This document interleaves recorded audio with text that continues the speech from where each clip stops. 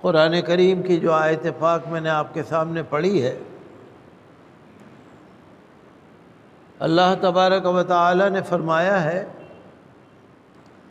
یا ایھا الذین آمنو، اے ایمان والو اللہ سے ڈرو، اتقوا اللہ حق تقاتہ، جیسا کہ اللہ سے ڈرنے کا حق ہے،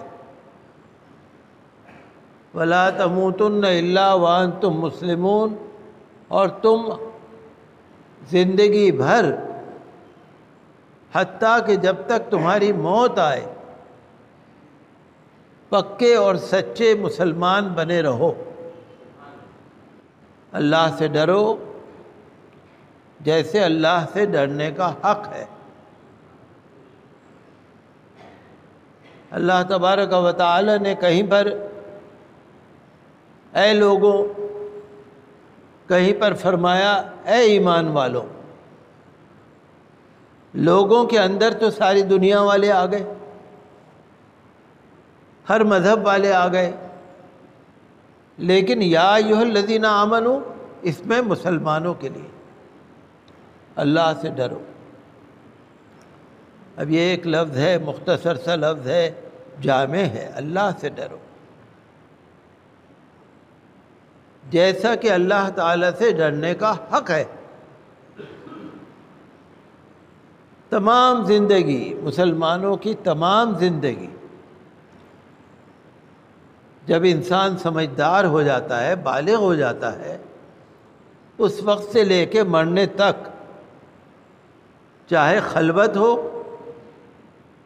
چاہے پبلک میں ہو، چاہے آپ اپنے گھر میں ہوں، اپنے بیوی بچوں میں ہوں، اپنے دکان پہ ہوں، اپنے کارخانے میں ہوں، مسجد میں ہوں، کہیں بھی ہوں، اللہ سے ڈرو۔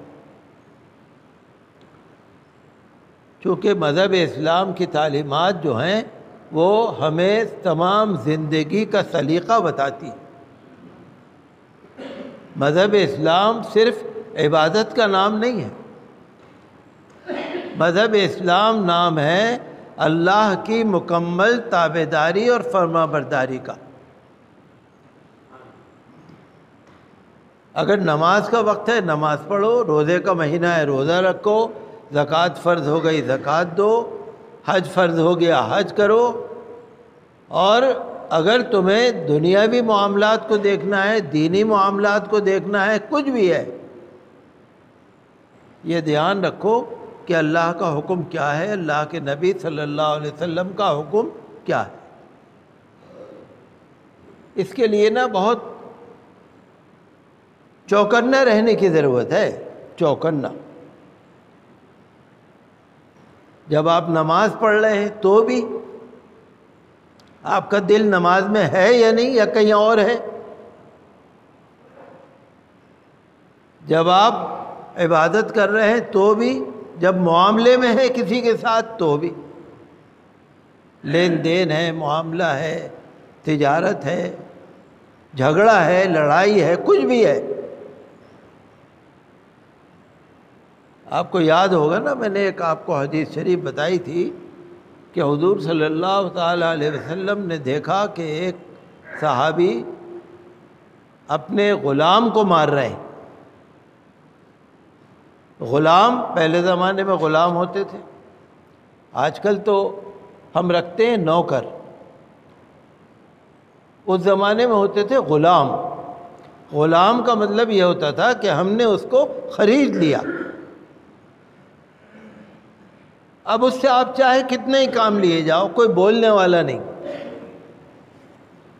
تو غلام تھا، ایک صحابی، حضور صلی اللہ علیہ وسلم نے دیکھا ایک صحابی اپنے غلام کو مار رہے ہیں۔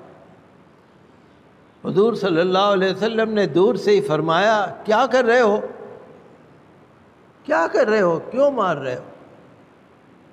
کہ یا رسول اللہ یہ مجھے ستاتا بہت ہے، کبھی یہ مجھے ستاتا ہے تو میں اس کی پٹائی کرتا ہوں۔ حضور نے فرمایا یاد رکھنا اللہ کے یہاں حساب دینا پڑے گا، حساب دینا پڑے گا، پٹائی کا بھی حساب دینا پڑے گا۔ وہ حیران ہو کے پوچھنے لگے یا رسول اللہ یہ تو میرا غلام ہے، اس کا بھی حساب دینا پڑے گا؟ فرمایا ہاں، تم نے قرآن میں پڑھ کے نہیں دیکھا؟ وَنَضَعُ الْمَوَازِينَ الْقِسْطَ لِيَوْمِ الْقِيَامَةِ فَلَا تُظْلَمُ نَفْسٌ شَيْئًا، کہ جب ہم انصاف کے ترازو قائم کر دیں گے قیامت کے دن تو کسی پر کوئی ظلم نہیں ہوگا۔ فرمایا کہ اگر اس نے تمہارے ساتھ زیادتی زیادہ کی ہے تو اللہ تعالیٰ اس کو سزا دے گا، اور اگر تم نے اس کی پٹائی زیادہ کر دی تو اللہ تعالیٰ تم کو زیادہ سزا دے گا۔ تو ایک دم وہ تو ڈر گئے، لرز گئے، کانپ گئے کہ یہ کون حساب لگائے گا کہ اس کی زیادتی ہے یہ میری زیادتی ہے؟ یہ کون حساب لگائے گا؟ میں تو یہ سمجھ رہا ہوں یہ میرا غلام ہے، میں تو اس کے ہڈی چمڑی اور گوشت سب کا مالک ہوں۔ پہلے زمانے میں یہ ہوتا تھا غلام کو آپ چاہے جان سے مار دو، کوئی بولتا نہیں تھا، بھئی غلام ہے۔ جیسے اگر آپ پھل خرید لائیں، وہ تو آپ خرید لائے نا، آپ بازار سے اگر فریج خرید کے لے آئے، آپ لا کے اس کو بٹے سے توڑ دو، کوئی کچھ کہے گا نہیں کہ بھئی میری چیز ہے۔ تو وہ یہ سمجھتے تھے کہ غلام بھی ایسا ہی ہے، آپ چاہے جان سے مار دو چاہے کچھ ہی کر دو۔ حضور نے فرمایا حساب دینا پڑے گا۔ تو وہ ڈر گئے اور انہوں نے کہا یا رسول اللہ میں آپ کو گواہ بنا کے کہتا ہوں میں نے اپنے دونوں غلاموں کو آزاد کر دیا،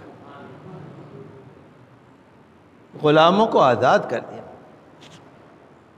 کہ اللہ کے ہاں کی پکڑ سے کون بچے گا؟ بھئی یہ تو غلام ہے، اس کی فطرت ہے، کبھی اگر یہ نافرمانی کرے گا، مجھے غصہ آ گیا، میں نے بجائے ایک ڈنڈے کے 2 ڈنڈے مار دیے یا بجائے 1 تھپڑ کے 4 تھپڑ مار دیے، تو اللہ کے ہاں تو حساب ہے، فرشتے تو لکھ رہے ہیں بیٹھے ہوئے، کرامن کاتبین تو لکھ رہے ہیں۔ جب اللہ کے ہاں ریکارڈ کھلے گا اور غلام اور مالک کا ریکارڈ کھلے گا اور اللہ نے یہ فرمایا تم نے اس کو زیادہ کیوں مارا تھا، میں کیا جواب دوں؟ لہذا اس جھگڑے سے بچنے میں ہی فائدہ ہے کہ دونوں غلاموں کو رب العالمین میں آزاد کرتا ہوں۔ یہ ہے اللہ سے ڈرنے کا حق۔